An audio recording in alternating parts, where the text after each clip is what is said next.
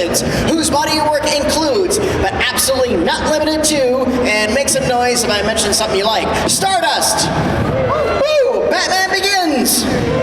Dungeons and Dragons, Honor Among Thieves! A whole bunch of Harry Potter films.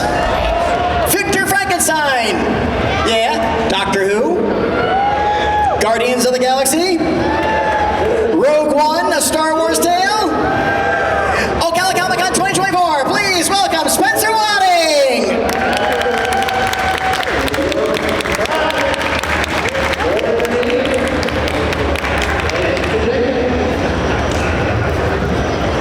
Oh, thank you. How you doing, guys? You alright? You having a good weekend? Good, using the force.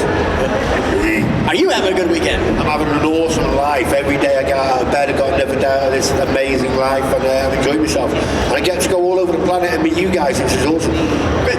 Have you been to Florida before? I've been here many a times, yes. The first time I came to Florida was MegaCon in Orlando. Right. That was huge. And I got a cheeky little selfie with Stan Lee. I was like, I was a bit gutted because being a fighter, I was with Mike Tyson was supposed to be at the side of me, but he didn't turn up. I was a bit gutted, really, because I was going to call him out. You know what I mean? No, wasn't. Well, that actually starts with your origin story, because you originally started in boxing and kickboxing. And what came first? Traditional boxing, then kickboxing? It was the kickboxing come first. Okay. But my mum used to say to me when I was a kid, she goes, "Stop kicking people, stop being a monster." She said I was like 5 years old. It was a sign. And then you make a professional living playing a lot of monsters. I do. Yeah. And myself as well, so it's great. But going back to the boxing, I've got a very famous uncle and uncles called Carl Gizzy. You know what I mean? He sparred with Muhammad Ali 50 years ago when he came over to the UK to fight Cooper. And my uncle Ronnie and my uncle Billy were ABA champions. Do you know what I mean? And we've got footballers in the family. My great-great-granddad played for England, captain for England a few times, played for Leeds. And my cousin played for Arsenal. So we're a very sporty family as well, you know? UK has an undervalued history in boxing. It's a really good stuff, especially in that cool like post-war years. You have some really good talent coming out of there, so that's a good pool and a good timeline. Make a lot of noise for a little tiny island. You know? Yeah. always have. We're brothers and sisters, so we're all good. We've got each other's back up here, so we're all right. We'll be safe. So, what propelled you to pivot into this rather interesting acting career of yours? Well, when I was a kid, people used to say to me, "What are you going to be when you grow up?" And for some reason, I always tuned in. I said, "I'm going to be a movie star." And you know, where I live in a little place called Rhyl in North Wales, we don't have too many movie stars. You know, especially 50 years ago. And I had a feeling, man. And you know, I went with my senses and stuff like that. But I called my fight gods, or whatever you want to call them. And I listened to the Force, and I knew I was going to get into the industry through kickboxing. I was going to be the Welsh British kickboxing champion, and then I got signed up with a sports agency. So it was similar this way, and then I got into the pro boxing and defeated pro boxer. Then I come back to the kickboxing, and then I got the opportunity to come into this beautiful silver screen world. And you know, 50 films later, there's a little horse in the background. Is that a real horse, or is there a guy inside that? Beautiful horse. Okay. Well. Oh, good. Oh, I know you. Come up here with the horse. Look at this horse, it's so special. Okay. By the way, look at this. This is like the third show we've had here, and that's the first actual horse I've seen here. Because I only come to this building when you have any there. Wow. Beautiful. You want to see the other horse? It's like twice the size of her. We were chatting last night. Oh, how special is that? Beautiful. What's his name? Baby? All right, we have some lovely equine flesh shares. Who is this bidding at 500? Do I hear 500 for Becky? I have six. 7. What was your job? That's what they do. That's what they do in here. Yeah. Well, that's wonderful. Oh, beautiful. Ooh, I like the breeding. Or does he relax now and again, if you know what I mean?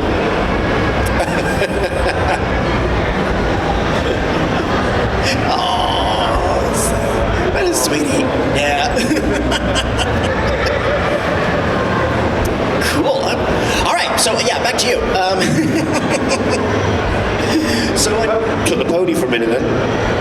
Right, yeah.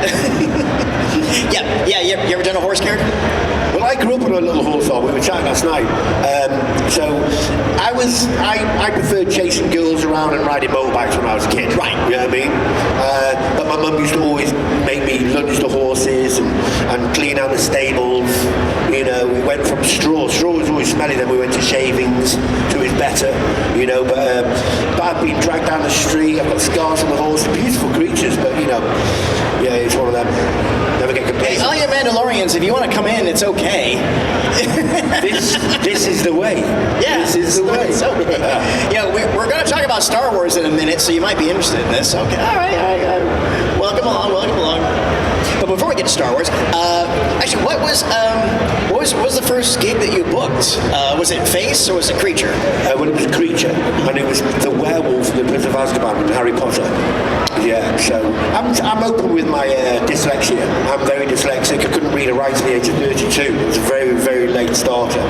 But you know what learned me how to read? I learned different because of my dyslexia. I was really good at something, and I found out I was really good at being a monster and beating people up. You know, being in the ring. So Scott, hey, don't understand Scott. You know what I mean? So yeah, so my first role was playing the creatures. You know, and then as I learned how to read properly, and I found different ways of my dyslexia, how I can lock the dialogue in, different than other people, then I started getting given the odd line here and there, and then everyone was playing lead roles, which was awesome. Yeah, absolutely. Again, sort of wonderful wide range characters. Yes, we talked about this, but I have a particular fondness for your Ice Warrior in that episode of Doctor Who. So you're a Doctor Who fan then? I'm a big... I can see the scarf. I can see it. Come on, pull it out of your pocket. I don't have the scarf. Where's your sonic screwdriver? Come on. I don't have it. I only carry it when I cosplay it. I cosplay as Troughton, the second Doctor. And I put on the Beatles wig and a whole 9 yards and all that fun stuff. But yeah, so Doctor Who. I've been in Doctor Who since like 2006, 2007. The first role I played was playing the... Is there any Doctor Who fans in here? Right, great. So we know what we're doing. People with good taste. Right. So my first character was playing the Minotaur in the God Complex. It was like one of the most viewed episodes. So basically, if you had faith, I could kill you, you know? And then I played the Wooden King in the Christmas Day special. I had a whole forest live in my head. And then I played Skeldek in the Submarine. Yes. And the Ice Warrior Skeldek, if you don't know, he's the most honourable warrior from planet Mars, you know? And me and my daughter were in a galactic fight, and then all of a sudden, flash bang wallop. Look, he's left us a little present. I was afraid that might happen. Yeah, well, it's only grass, isn't it? You know what I mean? Big battle for us, mate. Hey! That's nice. It's chocolate. It's chocolate. Just don't chew it. Yeah, droplets. Beautiful. She got off. Yeah, she did. It's like... So we'll see on the carpet. We'll roll that up and we'll find it next year. So where were we? So basically we were having a fight, me and my daughter, and look, well trained. Oh, thank you. You know what? It's like giant rabbit poo, isn't it? It's easy to pick up, but if it was a dog, no. Right, a round of applause for taking responsibility. Yes, thank you. Thank you. Awesome job. I think your horse is trained because I said, do you get relaxed? And then that happened. You know what I mean? Using the force, relax. Trying to come out that end. So we're in a galactic fight, and then all of a sudden it didn't go our way. My ship got blown up, and then all of a sudden I landed like an ice, the ice caps, and then in the early Cold War, the Russians found this giant walrus in a rock of ice, but it wasn't a walrus, it was Skeldek, and I've been stuck in there for over 5,000 years, and it's very honourable, right? This is the greatest warrior the proud Martian race has ever produced, processed of the Thasian heresy. And you got to work with David Warner in that episode. I got a chance to work with him in this, but a wonderful man. Legend. Absolutely. You know what I mean? I thought we had found a mammoth. Yeah, no, it's incredible. You put me back in the submarine there for a minute. So yeah, and it's quite an interesting character to play because you're playing a suit and you're playing a character inside the suit. So there's a couple of different things going on, which is weird. But so anyway, they pulled me out this giant ice cube. Then I realised, well, this isn't very honourable. I'm in a nuclear submarine. So I was just going to take out the human race. I thought, no, I'm not into you lot. But then Mr. Matt Smith, Doctor Who, sort of talked me out of it. Then I sort of got to understand you lot. And then I went, I'll let you live. And I just took off. And that was it. So, peace, later. And the Ice Warriors are considered a classic Doctor Who monsters going back to the Troughton years, and they've always had this really cool, not like the Daleks or the Sontarans, they've always had a code of honor, and eventually they become allies with the humans in the far future, and they've kind of become the equivalent of the SAS, the badasses. Yeah, for sure. And the last character I played was with Jodie Whittaker, which is she's beautiful. She's gorgeous, and Matt Smith is gorgeous as well. They're both beautiful human beings. But I got to play the dregs, and the dregs used to be a human race. So they breathe in carbon dioxide and blow out oxygen, right? So it's like trees. But he's a very painful character to play. He wheezes, you know what I mean? Because he's in pain. He's breathing in acid, you know? And then, so I played 2 dregs, and I was the movement coordinator for that show as well, which is beautiful that the BBC give me that credit. So, how did Rogue One come about for you? Well, you know how secretive things are these days. So my agent calls me up and says, "Ben, we've got a self-taping." And you're talking to an actor who's had 43 films in when I get that audition. So I know what's going on. And I go, "Oh, what's it for?" And they go, "Well, we don't know." I'm like, "What?" They go, "Well, what's the production?" "We don't know." "Ben, you're gonna have to roll with this. They're being very, very secretive. Come on in." So I went to the self-tape at the studio in my actor's workshop, and they just wanted to see a guy walking around with authority, right? So I just walked around the room with authority. And then a few days later, I got a call back, right? So they call me back, and they say, "Ben, we've got some dialogue now." I said, "Right, okay, cool. Do we know anything yet?" "No, nothing." So we're going in there, there's a guy with authority, and he's talking, you know? And his name was scribbled off on the script. So then we get another third callback. Now we know it's Star Wars, right? So we get a 4th callback, right? This is before we're not going to the studios. So I said to my agent, "I've got a funny feeling this is Darth Vader." I've said this a few times in Q&As. And he goes, "Why do you say that?" Because at the end of the line, he's going, just got to check you're awake, you know what I mean? Just checking, yeah, you with me. It's been a long weekend. It's been hot, and it's hot. Ooh, it's hot. So that's how we come across. And the last audition was at Pinewood Studios, and there's paps at the gate because they're auditioning for a very tall actor to come in and play Darth Vader, and I got to put on the suit for the audition. Wow! It was amazing. It was incredible. So, and that's when the character really came to me. That's then when he comes into the room, Darth Vader, you know about it. You really do. I didn't get why he was the most honourable bad guy on silver screen until I played him, and then I got it. Because he's serious, man. Because for Rogue One, that was interesting because it was right when Disney sort of took over, and that was sort of a total left field project that was like, Kathleen Kennedy was like, "We like to do this way. Okay, go and make it. Oh, should we wait a couple days? No, just go and make it now." And then the rumors that we had heard that, oh no, there's a scene at the end where we see Vader do stuff that we've always wanted to see Vader do. Things that he's alluded to that they couldn't back then. That's nothing against David Prowse. That was just how it was shot. So you gave us the Vader we had been promised, that we had been hoping for. Well, 2 of us played the part. We know this was coming, and I didn't do the end scene. I do all the other scenes. But Daniel Priest is a sword master, right? And he's the man for the job. You led up to it, though. Yeah, I do the other scenes and all the promotional work, which is awesome. But 2 of us played a part, but there's only one Vader, so he'll use his actors. He's, like I say, he's a very real character. So, you know, he'll be played with many actors over the next 1,000 years for sure, I'm sure, because he's so incredible that he doesn't show his face every week. That's why there's only a few of us that have played him, you know. So he's a very special character for the silver screen for us all of us to enjoy. No, there are certain characters, and usually associated with fandoms, and great actors and actresses like yourself in these roles, and you don't look at it as a gig, you've all taken it as a responsibility. And Vader is one of those characters that everybody's either by voice or in the body, in the suit.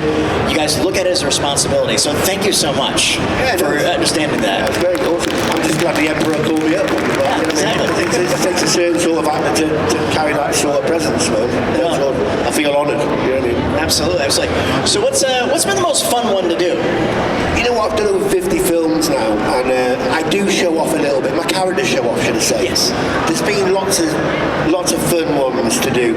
You know, have you seen the Wolfman Universal remake? Well, that was me under the makeup, right? And I was Benicio del stunt double in that, but I was, you know, quite a lot of the scenes, and Benny got stuck in there as well. But you know, it's one of them. You know, I love playing the monsters, and so they let me get on with it. You know, which is pretty cool. You know, when there's a visitor coming on set, on the call sheets and say visitors coming on set, so behave. You know, but how can you tell a Wolfman to behave? Sure. Do you know what I mean? Try it. So I'm sat in a studio on a chair, and there'll be visitors coming in. And you know, the Wolfman was created by Rick Baker and Dave Elsey. They're the number ones, the gods, you know, in the creature world. So when the character of the Wolfman comes to you, you're a predator. You're feeling everything a predator feels.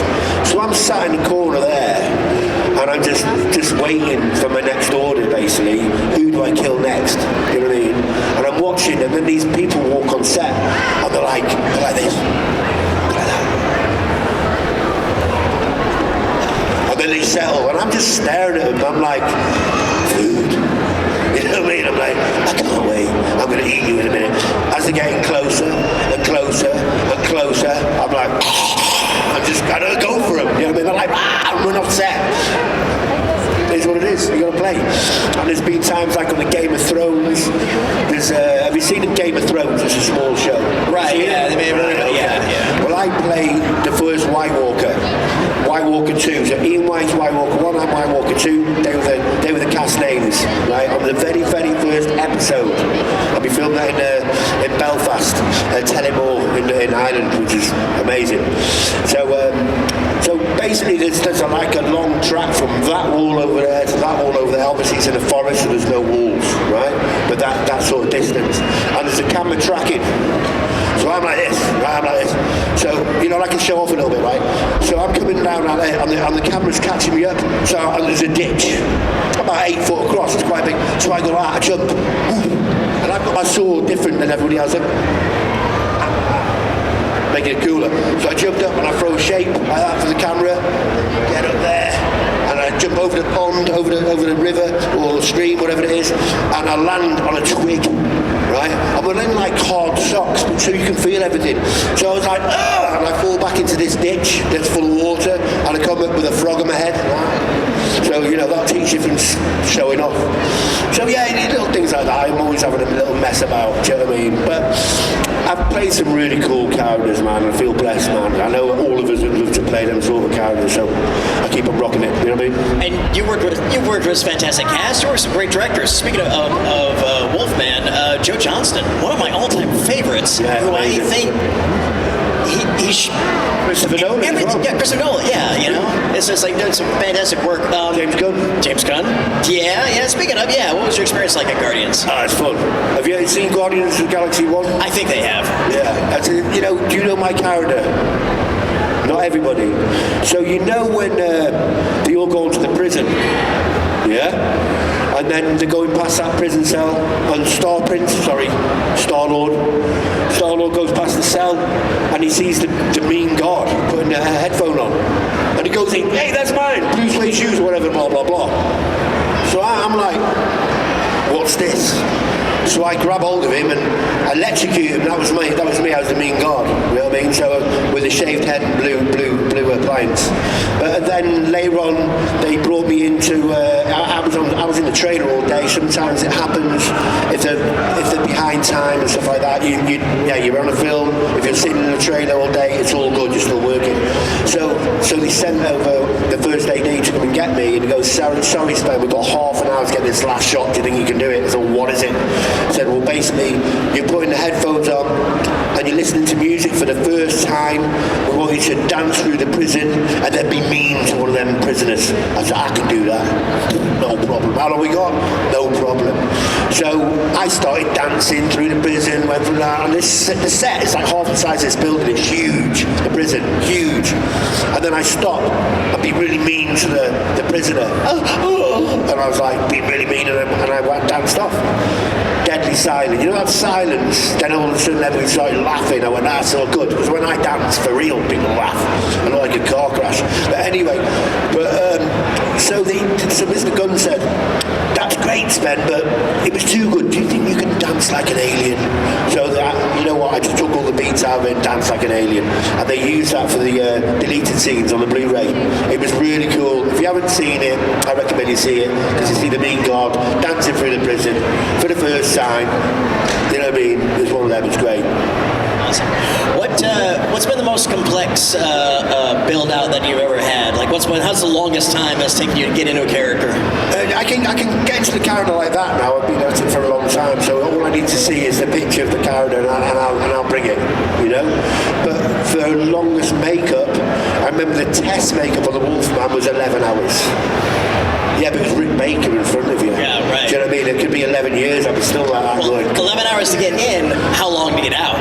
An hour to get out. Oh, that's not bad. Yeah, no, it's not that's a good proportion. Because it's an appliance there. Yeah. It takes an hour. But if you've been running around in it all day, I might help it a little bit. You know what I mean? So I know I can break it down in half an hour. But if you've not been running around, you've got to be careful of the skin, because that glue's pretty fierce. So that was the test makeup. We got that down to like 3.5, 4 hours. It's not bad. It's not bad. And then wardrobe would have an hour with you as well. But I was getting in the makeup chair at 1:30 a.m. and getting out at 11 p.m. to work out the hours. And again, with Rick Baker, who retired a few years ago, so you have that honor of saying, yes, I was one of his last fur, because he loved fur. Gorillas, werewolves, that was his jam. And I've been one of the very, very lucky few who got to go to the workshop.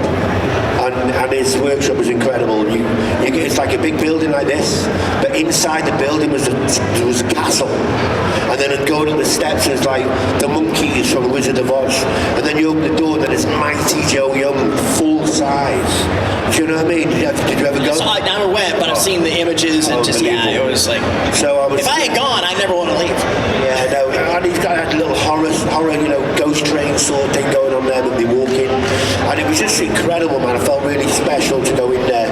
You know, I went to Universal Studios with nothing touched Rick Baker's workshop, man. It was, an incredible human being, and he's a beautiful man. I've met his lovely wife and his kids, and he's just, he's a very special character, very special soul, should I say. Absolutely. So my final question, I'll take out some of theirs. What's been the best thing to come out of all this for you? I'm not just saying this, I love people and I get to meet all you lot. It is what it is. Maybe I've done this many films for that reason, where I can go around the world to these Comic Cons and meet everybody and hear stories. And I'm a patriotic bully for the kids back home in Wales, so I'm all about the kids. Do you know what I mean? So I like to go around the schools. I like to talk to the kids there, especially if it's the odd little dyslexic one, saying it's all right, Darth Vader's dyslexic, man, we're all good. Do you know what I mean? So it's one of them. I love that, And I got to meet Scott, and this guy here, Scott, right? And he looks after us. He's police, man, and he's a good guy, man. And we met each other 10 years ago at Comic Con. And Scott was our security, and we just bonded, man. And he goes, what would it take for us to come over here, to come and see some poorly kids, come and see the kids, come and, do the charity work? And I said, well, wait till I'm back. And that's when I did MegaCon. And then we got it back again. And we've been mates ever since. So whenever I come into Florida, Scott's got me back. You know what I mean? Scott Johnson, everybody. Scott Johnson. Scott Johnson. Bring it over there. Well, Spence, thank you so much for indulging my capricious curiosity. I want to go on out and see what we got going on here. So, let's see. I think we'll do hands. I'll tell you what. I'll come right over to you. I'll start with this young lady over here. That was a big jump for you. Oh, yeah, thanks. Not bad for a 55-year-old guy. He said, hi, what's your name? Emily, Hi, Emily. What you got for us? I want to know which Hogwarts house you are in. Well, I suppose, it could be Slytherin, but it could be the good one as well, so I think I've got a bit of both going on in me. Is that okay? Which one do you think the Sorting Hat will pick for him? That's kind of tricky. I think he'd be in Gryffindor. That's the other half. Yeah? So that's the other half. That's good. That's good. And you know your name's Emily, right? I used to train Emma, Emma Watson, kickboxing lessons to Daniel and Marnie. And me and Alan Rickman sang Happy Birthday to Daniel's 14th birthday on a closed set. And there's a built set, it's a built up, it's like 5 feet in the air or 4 feet. And as Alan Rickman was coming down the stairs, he tripped and I caught him. I saved his life. And he was just about to get his wand out and go, ho, ho, ho, ho. But he didn't beat to it. What house are you in? Gryffindor. Okay, all right. Well, you get two, so then if he asks the first question, there you go. Oh, cool. Me, I'm a muggle, all the way. I'm a proud muggle. Yeah. Brilliant. Hey, what's your name? Tristan, what's your favorite memory of playing Darth Vader? My favourite memory to play Darth Vader, a lot of people say it must be putting the suit on. It's not, it's actually feeling the presence and spirit of Mr. Darth Vader, do you know what I mean? He's so powerful, man. And I get it why he is iconic, the bad guy on silver screen. Because before that, like I say before, I thought, no, I played Frankenstein, I played the Wolfman, I played this, I played that, and blah, blah, blah, blah, blah, they're more fierce. But Darth Vader, he honours you, respect me, and I can't mess about in him, he won't let me. So when I'm in the suit, and when he takes over you do as you're told. And then you propose and now something else.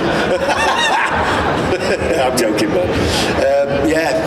So he's being the character, and feeling the spirit and the presence of it. It's pretty cool.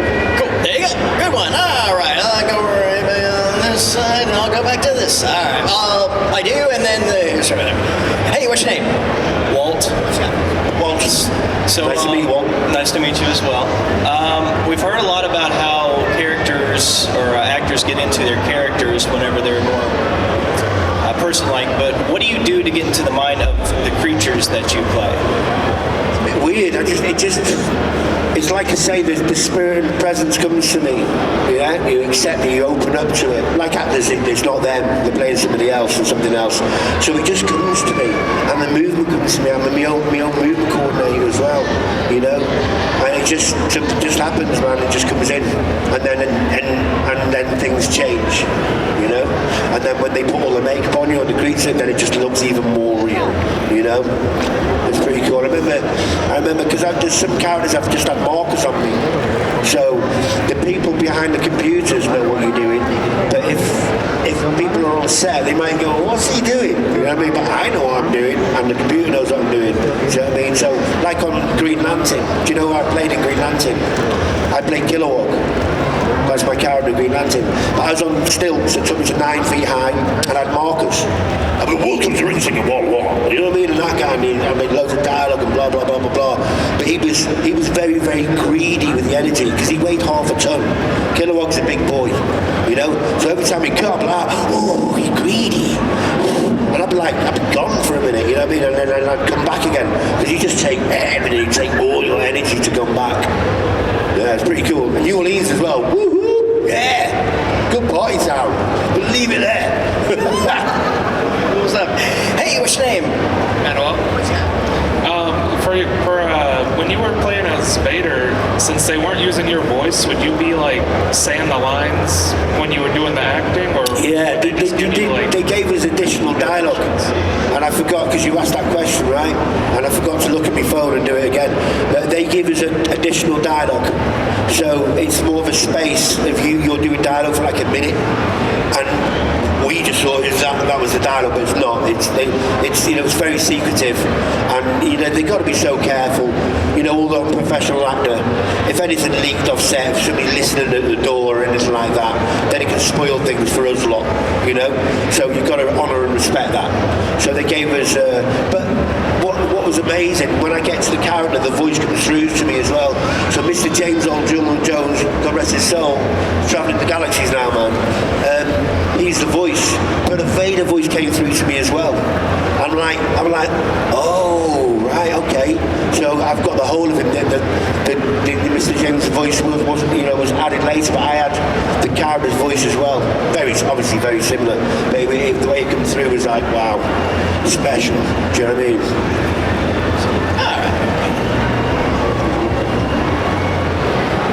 Hey, what's your name? Hi, I'm Stephanie. I was wondering if you could pick any role, what role would you pick? Like, what's your ideal role that you would want? You know what? I'm slowly going for the hammers. Do you know what I mean? I'd love to play Dracula. That'd be pretty cool. Yeah, and I'd love to be in the Mummy films. And one that's really stuck in my head, that's really in there for some reason, is Swamp Thing. I'd kill that, and I'd like to bring that spirit back and feel it. Do you know what I mean? Oh, you know, because what they can do with creature makeup now is incredible, and CGI. A bit of CGI, a bit of makeup, and you put it all together, you really make a lot of magic happen. You know, but to play this Swamp Thing, man, I can feel him now. Honestly, I can feel him now. And you know what he has for? He eats frogs. Weird. Just come through, he eats frogs. It's a delicacy for him. You know what I mean? It's weird, right? Right on. Fun one. And over here. Oh, she's handy. Hey! Hey, what's your name? Katrina, I actually have two questions. So the first one is about Hogwarts. You played a knight in Deathly Hallows. How Yes. long did it take you to get into that makeup?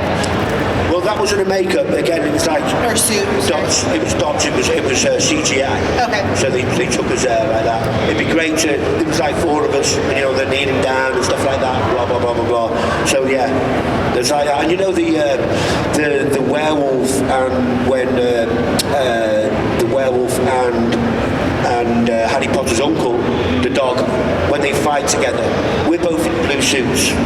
So that fight did take place. Do you know what I mean? So we were referenced for it. So it's pretty cool. What's your second question? You worked with Rick Baker. Of all of the creature and special effects artists that you've worked with who put the applications on you, who's been your favorite? You know what? They're all at that level. I haven't got a favourite. You know, I could say Rick Baker. No, I can't because I've worked with so many incredible makeup artists. They're all at the top of the game, and I just you get some actors they'll put a few films up for you. As soon as I get in that chair now, I'm gone. And if they want an expression, they'll poke you in the face. You know what I mean? You're right, yeah, I'm all right. So, but I've been in the industry 20 years, I've done hundreds of makeups, you know, and they're all similar, you know, and it's just incredible to watch an artist at the top of the game do their thing, you know, it's special. Good Got question. time for one or two more, so all right, over here. Finally, somebody from this side. Hey, what's your name? I'm Harish, and I was wondering which was the hardest or like the most difficult character to play. Well, you know, because I was my dyslexia in the beginning when I was getting dialogue. So if the character had dialogue, it was quite difficult for me, you know. But now it's no problem now. It's you know, I'm at home with it. It's no problem. I've been at it a long time. But you know, when you in the beginning of my career, when the character was talking, I found that was quite difficult. It sort of bring me out of my character a little bit because I was trying to remember the words and this, that, and the other. But now I'm fine with it. I'm at one with the character. Do you know what I mean? Which is cool. Cool, great question. Thank you. Okay. So in terms of the difficulty, like the costumes or like the CGI aspects, you always see the behind the scenes stuff where people have like all the little markers on them and the weird green screens and everything. Did that make it more difficult or just kind of? Well, you know, actors were using our imagination anyway. So No, it's if they said, right, there's a moon behind you there, and there's a few ships going on there, blah blah blah blah blah, you're there with it. And then you walk on the stage and there's a real set. Because when you see Darth Vader coming out the steam, when he walks up to Krennic, goes direct to Krennic, you know what I mean? He does all that. That's a real set. There's only people allowed on that set with the director and the actors, you know, and the first. And anybody more than that, I have to have like bags over their feet, because you can see how shiny it is. It's a real beautiful ship, you know. Anyway, yeah, cool questions. All right, I got time for one more.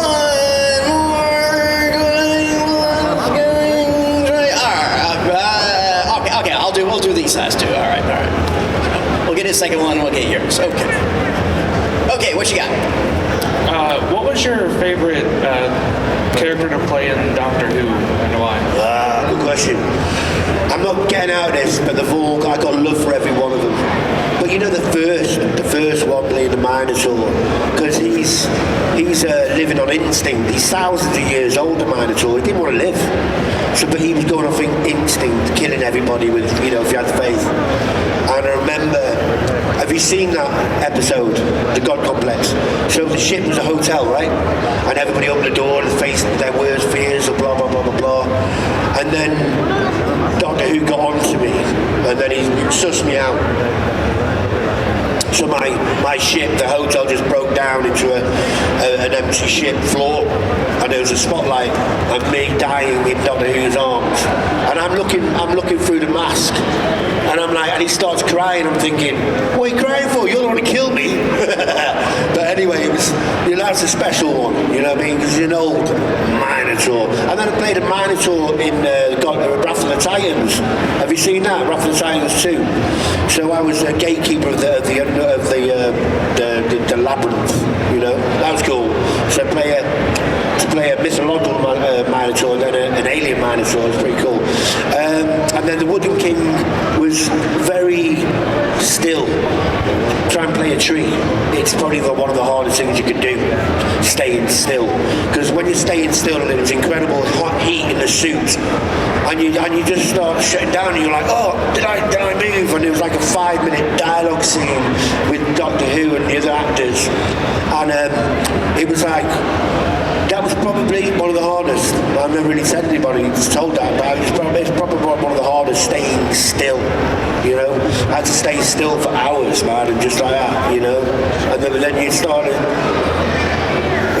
and you suddenly flinch, and then, oh, God, man, dude, let's go again, you know what I mean? And it's when it's down to its last couple of words, you know what I mean? Yeah. And then what was it? Skeldeck and the Submarines, like I say before, he hasn't been on the show for over 40 years, so it was very special to bring him back. And they asked me to play them again, but I was working on another show, so I couldn't, which is good about, really. So I went off to do play Nuruk, who's the most famous orc for Lord of the Rings, you know what I mean? So I played him. That was cool. And then obviously the Skeldeck, the Dregs, they were interesting characters. Great question, man, and thanks very much.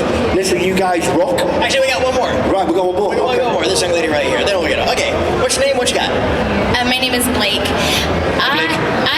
It's more of a personal question. So I'm also dyslexic, and I found color coordinating things works a lot better for me. What methods have you found that work for you? Yeah, colours, yeah, black and white. Black and white is a nightmare. You know, I'm better now, but it's still a nightmare. It's just black and white doesn't go in. My son Bobby is the same as me. Coloured paper is good for us. Orange is good. Green is good. I remember they changed on because Darth Vader was dyslexic, all of a sudden the call sheets were all in red and black. I'm like, what's going on here? You know what I mean? They know about me, you know what I mean? But red and black was quite fierce. I found orange and green was better, you know, for me. But you know what helps dyslexia? Do you know Idris Ibis, the actor? Well, I was struggling with my dialogue on Ghost Rider too. It wasn't going in, and he knew my background being a boxer, and he said, "Spen, do your dialogue when you hit the bag." And I went, all right, and then all of a sudden I went, oh, it's going in. So walking the dog, listening to music, go for a run, play your dialogue, and I do it 10 minutes before bed. It goes in and stays in. So that helps me. Good question. Absolutely good question. Thank you so much.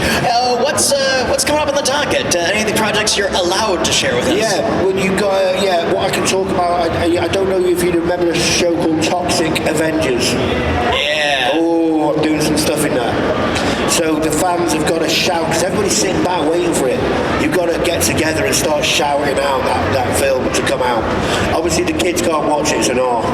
Right. My kids will probably watch it, but they're bigger now. Do you know what I mean? But yeah, it's pretty fierce. Can't talk about it with NDA, but it's going to be a really special one. So I hope we get to all to see it. And I'm playing a couple of characters, which is cool. Very absolutely nice. All right. Before we go, you want to take a picture with the audience? I would love to. Okay, what we're going to do is invite everybody to come towards the stage. Do you want to Not take a on picture the of me? stage, but towards the stage. Want to take a picture of everybody